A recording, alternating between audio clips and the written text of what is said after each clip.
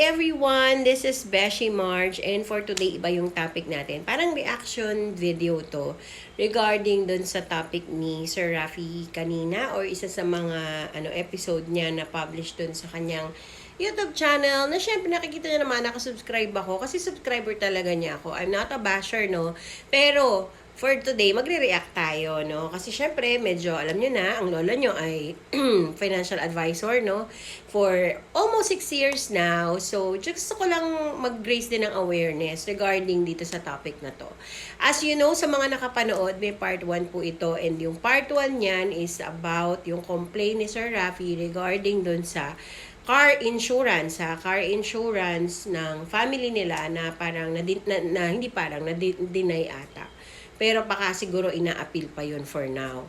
Medyo na-off lang ako dun sa topic kasi parang na-generalize yung insurance company.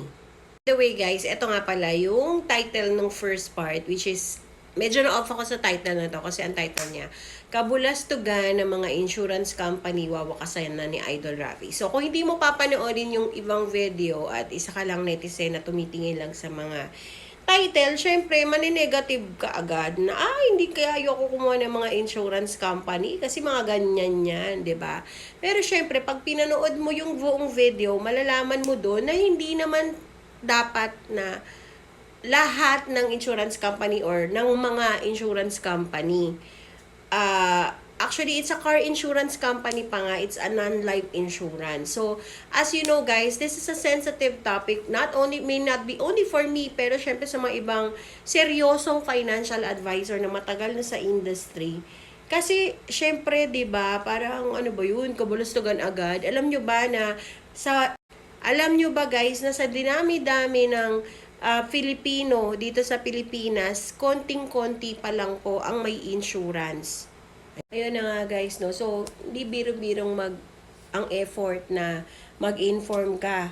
Lalo na pag ang kausap mo, breadwinner, 5 ang anak. So, 'di ba? Kasi sa Pilipinas, again yung nasabi ko kanina, 3% pa lang po ang may insurance. At sa totoo lang guys, hindi naman kumot may insurance, mahal na, or may insurance pang mayaman lang. Hindi po, kahit po minimum wage earner, kayang-kaya nyo kumuha ng insurance. And again, I'm talking about yung life insurance, health insurance, ganyan. Pero, dahil na-generalize nga po kasi itong medyo caption dito, ayun, napareactan naman din ang lola mo.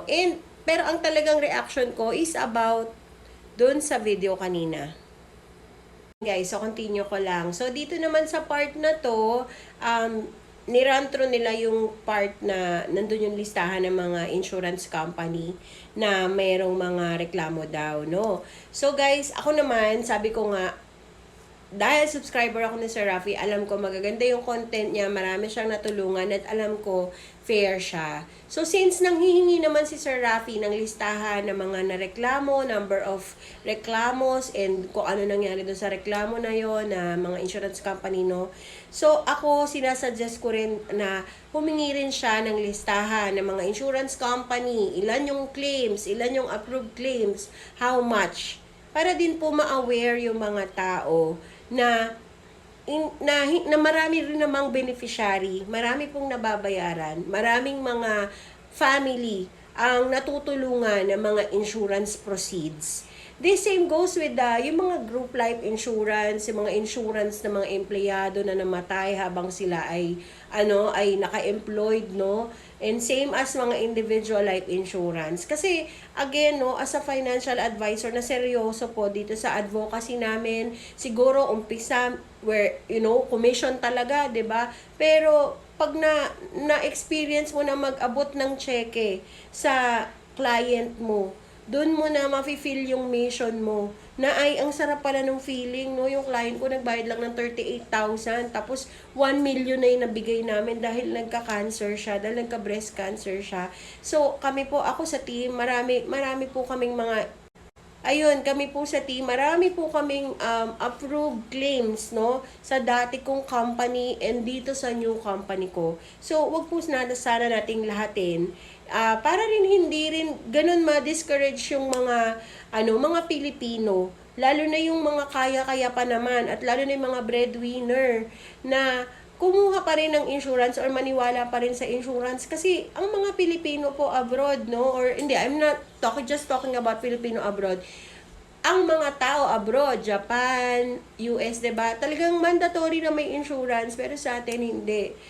Ang nakakakuha pa ng insurance, yung mga insurance believer, mga millennial, actually, okay na yan, alam na nila yung importance ng insurance. Pero, dapat talaga ang insurance para po sa lahat ng tao yan eh.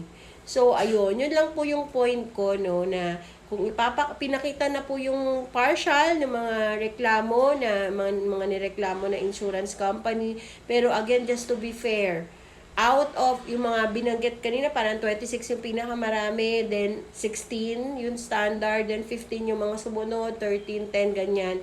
Pero, guys, can we compare it sa 1,000 approved claims?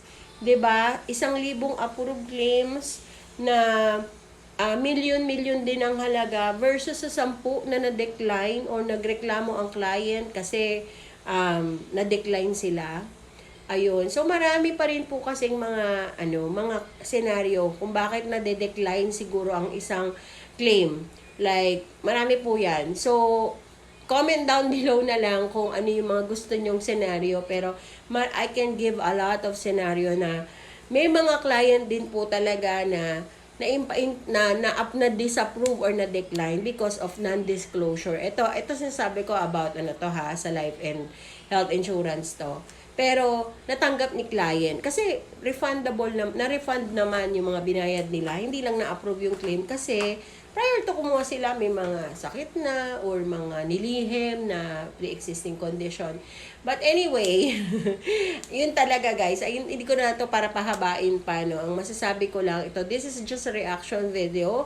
I'm really hoping na, actually nag-comment na rin ako dun sa dito sa vlog na to or dun sa YouTube video na to na ilabas today, October 24 na sana po ilabas nyo rin po yung listahan ng mga insurance company na nag-payout ng mga claims, ilan yung na payout na claims, ilan yung mga payout and how much. Para po ma-inspire din talaga ang mga Pilipino. 'Di ba? Kasi may mga insurance na 12,000 a year lang, insured ka na ng 3 million, 4 million. So, wag natin 'yun ipagkait sa ating mga kababayan, 'di ba? Para aware din po sila. So, 'yun, thank you so much, guys.